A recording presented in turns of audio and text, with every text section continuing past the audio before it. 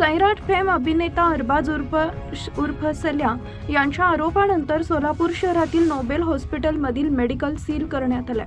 अन्न व औषध प्रशासन विभागाचे सहाय्यक आयुक्त अरुण गोडसे यांनी तत्काळ नोबेल हॉस्पिटलमध्ये जाऊन मेडिकलची तपासणी केली। अरुण गोडसे यांनी प्रतिक्रिया देताना सांगितले की हॉस्पिटलमधील पहिल्या मजल्यावर ओपीडी आहे आणि त्या ठिकाणी डॉक्टरांचे लिहिलेली औषधांची चिठ्ठी मेडिकलमधील संगणकावर प्रसिद्ध होते। त्यामुळे प्राथमिक माहितीनुसार रुग्णांना याच मेडिकलमधून औषधं घ्यायचे व पुरावे आढळले आहेत। सैराट फेम अभिनेता अरबाज शेख यांच्या वडिलांवर सोलापुरातील नोबेल हॉस्पिटलमध्ये उपचार सुरू होते।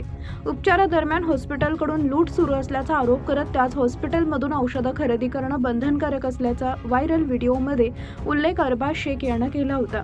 व्हिडिओ व्हायरल झाल्यानंतर अन्न व औषध प्रशासनाचे अधिकारी खासगी हॉस्पिटलमध्ये दाखल झाले।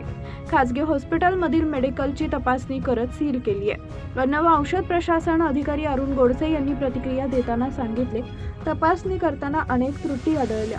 मुदत संपलेले म्हणजेच एक्सपायर झालेले औषध आढळून आले।